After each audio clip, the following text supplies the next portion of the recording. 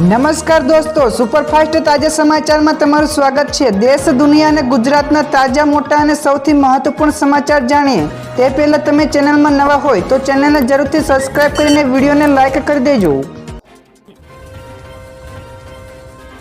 સૌથી પહેલા દોસ્તો આપણે વાત કરીએ તો રાજ્યમાં કેવું રહેશે ચોમાસું। અંબાલાલ પટેલની નવી આગાહી સામે આવી છે। તો અંબાલાલ પટેલે અષાઢી બીજના દિવસે થયેલી વીજળી ઉપરથી કેટલાક વરસાદ પડશે તેની આગાહી કરી છે, જે અનુસાર આકાશમાં વાદળો છે। તો અષાઢી બીજના દિવસે પૂર્વ દિશામાં વીજળી થઈ હતી, તેમજ તેથી રાજ્યમાં ફરી એકવાર વરસાદી માહોલ જોવા મળશે। તો આથી 9, 10 અને 11 જુલાઈ ઉત્તર અને મધ્ય ગુજરાતમાં ઘણા ભાગોમાં 1 ઇંચથી લઈને વધુ વરસાદ વરસી શકે છે। તો 17 જુલાઈ પછી રાજ્યમાં સારા વરસાદનું પણ અનુમાન તેમણે લગાવ્યું છે। બીજા સૌથી મોટા સમાચાર સામે આવ્યા છે। વ્યાજના વિષચક્રમાંથી નાગરિકોને મુક્ત કરવા માટે સરકારની ખાસ ડ્રાઈવ। તો વ્યાજના વિષચક્રમાંથી નાગરિકોને મુક્ત કરવા માટે રાજ્ય સરકાર દ્વારા ખાસ ડ્રાઈવ ચલાવવામાં આવશે। તો રાજ્યભરમાં વ્યાજખોરો વિરુદ્ધ ચાલી રહેલી આ સ્પેશિયલ ડ્રાઈવમાં અત્યાર સુધીમાં 134 જેટલી એફઆઈઆરો દાખલ કરવામાં આવી છે, જેમાં 226 જેટલા આરોપીઓ સામે ગુનો નોંધાયો છે। તો પોલીસે શરૂ કરાયેલી કાર્યવાહીથી અનેક નાગરિકોના પણ જીવ બચ્યા છે, તો અનેકને પણ ફસાયેલી ચૂકાયેલી જીવનભરની મૂડી પણ પરત મળી છે। આગળ વધુ એક સૌથી મોટા સમાચાર સામે આવ્યા છે। જુનિયર ક્લાર્કને લઈને મહત્વપૂર્ણ સમાચાર। સરકારી ભરતીને લઈને મોટા સમાચાર સામે આવ્યા છે, જેમાં જુનિયર ક્લાર્કની ખાલી જગ્યાઓમાં રિફિલિંગ તથા વેઇટિંગ લિસ્ટના ઉમેદવારોની આજે જિલ્લાની ફાળવણી કરવામાં આવશે। તો ડીજીપી હસમુખ પટેલે જણાવ્યું છે કે પંચાયત પસંદગી મંડળ જુનિયર ક્લાર્કની ખાલી જગ્યાઓમાં રિફિલિંગ તથા પ્રતીક્ષા યાદીના ઉમેદવારોને જિલ્લાની ફાળવણી આજે કરવામાં આવશે।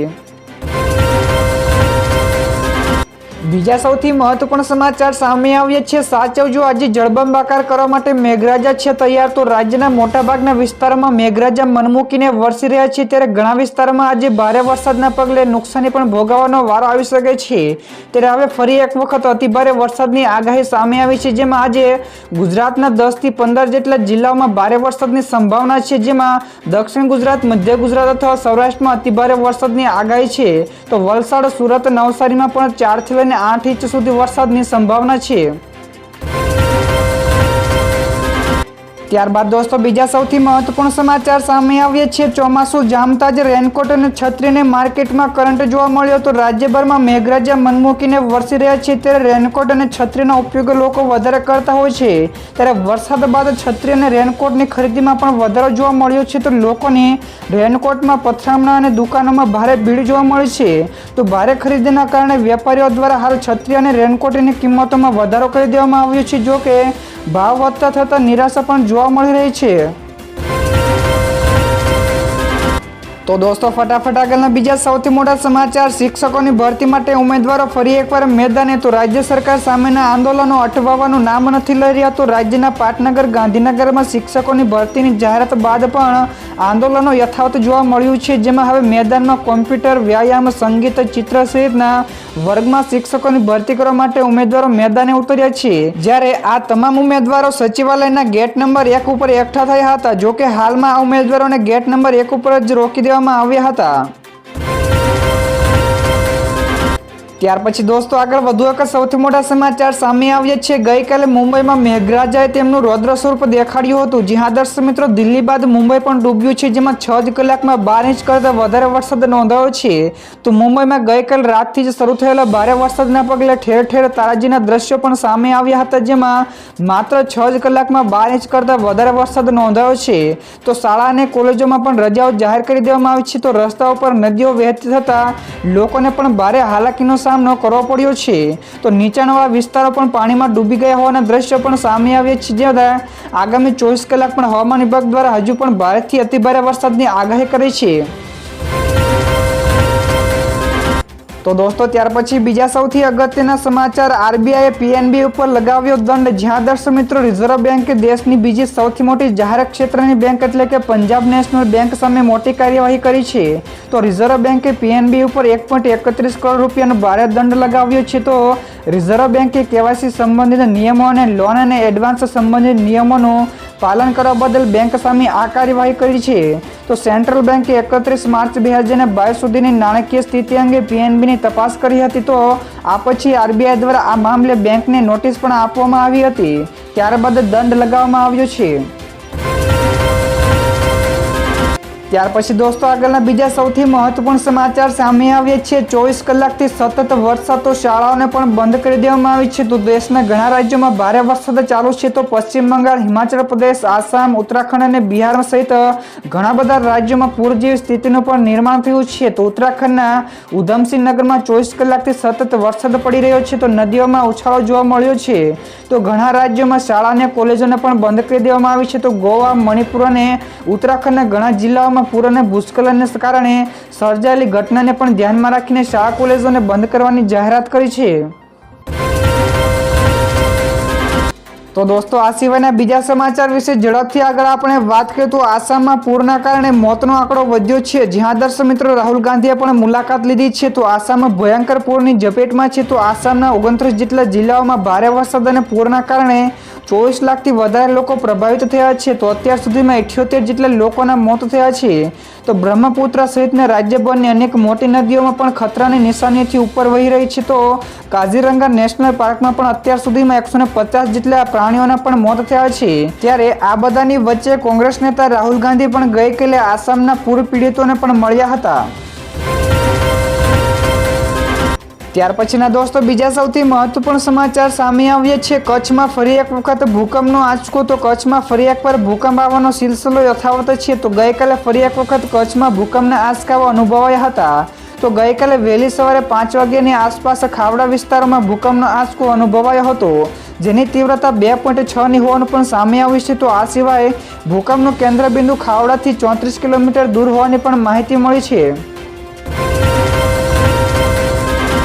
તો દોસ્તો ત્યાર પછી આ સિવાયના બીજા સૌથી મોટા સમાચાર સામે આવ્યા છે. નેપાળમાં પૂર અને ભૂસ્ખલનના કારણે અત્યાર સુધીમાં 62 કરતાં વધારે લોકોના મોત થયા છે. તો નેપાળમાં છેલ્લા 4 અઠવાડિયામાં વરસાદ સંબંધિત ઘટનાઓમાં 62 કરતાં વધારે લોકોના મોત થયા છે અને 90 કરતાં વધારે લોકો પણ ઘાયલ છે.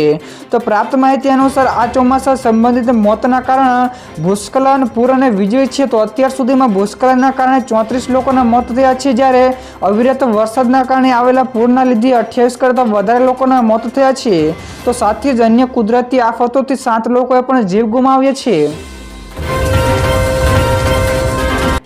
ત્યારબાદના દોસ્તો બીજા સૌથી અગત્યના સમાચાર મળ્યા છે. મુંબઈમાં લોકલ ટ્રેનના પૈડાઓ થંભ્યા તો જનજીવનને પણ ભારે અસર પહોંચી છે. તો મુંબઈમાં ભારે વરસાદના કારણે લોકોના જનજીવન ઉપર માઠી અસર જોવા મળી છે.